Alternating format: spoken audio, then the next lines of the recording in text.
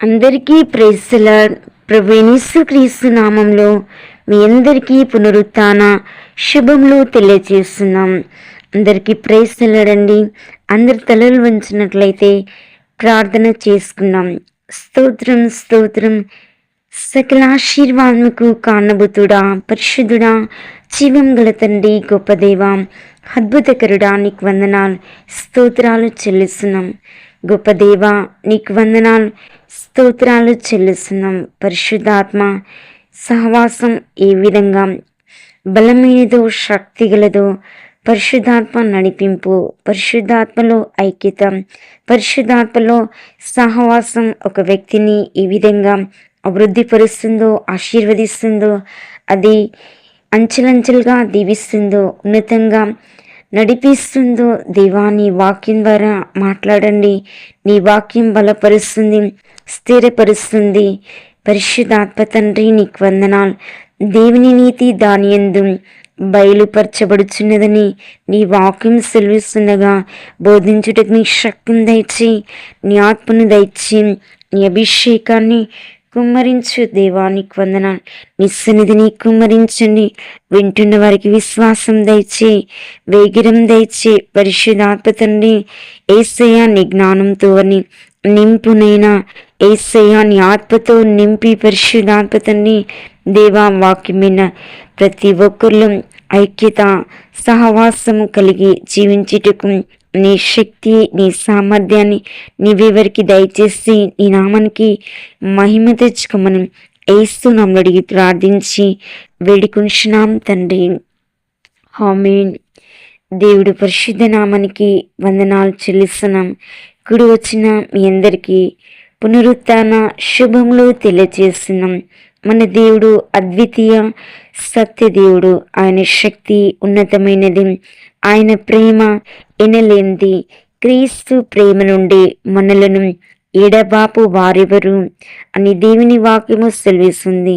క్రీస్తు ప్రేమ మనలో ఉంటే, క్రీస్తు యొక్క శక్తి, క్రీస్తు యొక్క నడిపింపు మనలో ఉంటే మనలను ఎడబాపు వారు ఎవరు ఉండరు. ఈ మాటకు బదులుగా పరిశుద్ధాత్మ సహవాసం, పరిశుద్ధాత్మ బలము, పరిశుద్ధాత్మ శక్తి, పరిశుద్ధాత్మ నడిపింపు, పరిశుద్ధాత్మ ఆలోచన, పరిశుద్ధాత్మ స్వభావం ఎవరైతే ధరించుకుంటారో, పరిశుద్ధాత్మ సహవాసం నుండి నన్ను ఎవరు వేరు చేయలేరని చెప్పగలం. ఎందుకంటే పరిశుద్ధాత్మ నడిపింపు అంత గొప్పది, అంత ఉన్నతమైనది. ఏ వ్యక్తులను అయితే సరి అయిన మోకాళ్ళ ప్రార్థన లేనప్పుడు పరిశుద్ధాత్మతో సహవాసము చచ్చిపోతుంది.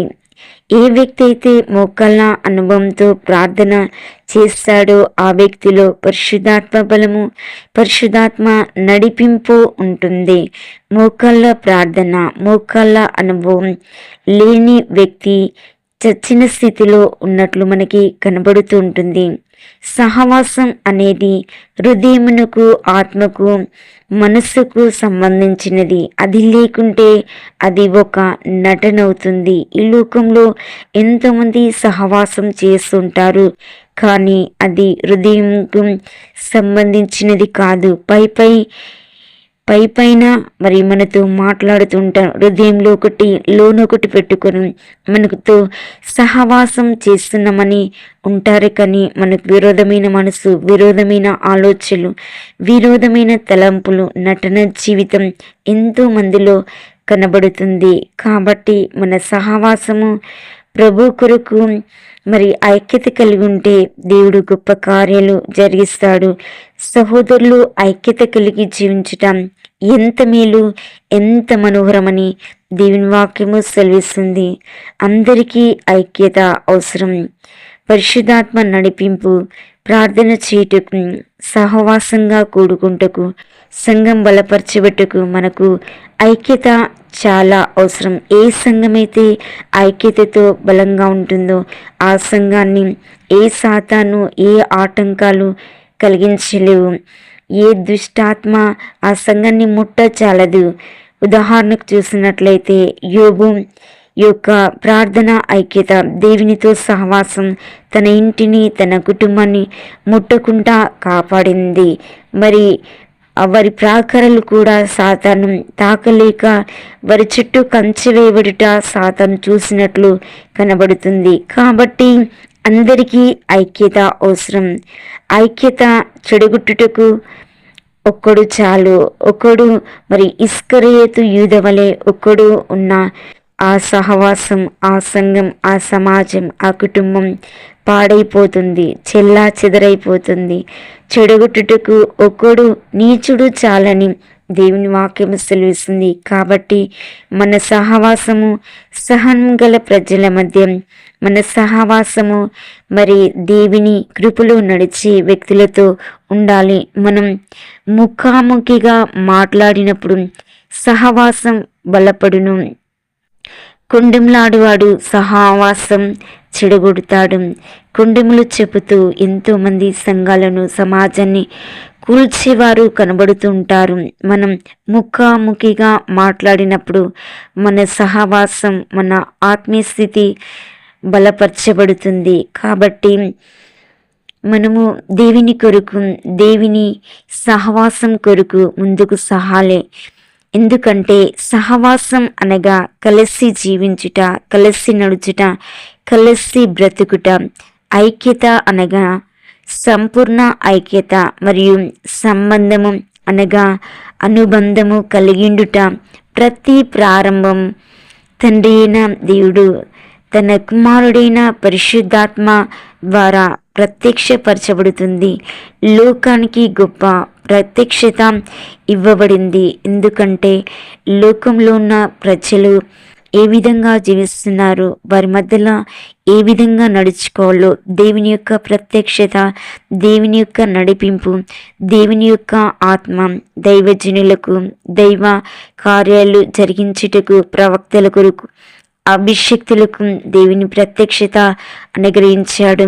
రోమా 1:17 అపోస్తుల కాలంలో అనేకులు యేసునందు విశ్వాసముంచి మారుమనస్సు పొంది ప్రత్యక్షంగా బయలుపరుచుకొనుచుండిరి. ఎందుకంటే దేవుని యొక్క ఆత్మ తనను తాను ఏ విధంగా ప్రత్యక్షపరచుకున్నాను, దేవుడు కూడా తన గురించి తానే ప్రత్యక్షపరుచుకున్నాడు. దేవుని వాక్యం సెలవిస్తుంది. అపోస్తుల కార్యం 19:18 అనుదినము దేవుని పరిచర్య నివేదికలు గొలుసుల వలె దీవెనకరంగా కొనసాగుచున్నవి. ప్రార్థన, వాక్యము, శక్తి, సహవాసము, పరిచర్య రాత్రింబవళ్ళు పరలోక వెలుగును ప్రతిబింబిస్తూ యేసును మహిమపరుచుచున్నవి. ఇవి ఏ వ్యక్తిలో అయితే ఉంటాయో ఆ వ్యక్తి మరి దేవుని కొరకు ప్రకాశిస్తూ ఆ సంఘాన్ని అనేకులకు ప్రకాశమైన వెలుగుగా నడిపిస్తుంటాడు. కాబట్టి మనము సంఘానికి ఒక దీపం వలె, ఒక దివిటి వలె మనము ఉండాలి. ఏ క్రైస్తవుడైతే ప్రార్థన, వాక్యము, శక్తి, సహవాసం, పరిచర్య కలిగి ఐక్యతతో ఆ పరిచర్య కొనసాగిస్తాడు ఆ సేవకుడు, ఆ సంఘం. కాబట్టి వింటున్న నీవు దేవుని సహవాసంతో ముందుకు సాగు. అందరు తలలు వంచినట్లయితే ప్రార్థన చేసుకున్నాం. సకల ఆశీర్వాదములకు కారణభూతుడా గొప్ప దేవానికి వందనాలు, స్తోత్రాలు చెల్లిస్తున్నాం. నీళ్ళు నడుచుటకు, నీళ్ళు నిలిచి ఫలించుటకు ప్రార్థన, వాక్యం, శక్తి, సహవాసం, పరిచర్య ప్రతి సేవకునికి, ప్రతి సంఘానికి, ప్రతి విశ్వాసకి నీవే అనుగ్రహించినైనా నీ రాకడ వరకునైనా బలము కలిగి బలమైన విశ్వాసంతో, బలమైన ఆత్మతో ముందుకు సాగుటకు నీ శక్తి కలుగునుగాక, ఐక్యత కలుగునుగాక, సహవాసం కలుగునుగాక, వారి పరిచయలో సమాధానం కలుగునుగాక, వారి కుటుంబంలో నెమ్మది కలుగునుగాక. వింటున్న వారందరినీ దీవించి ఆశీర్వదించమని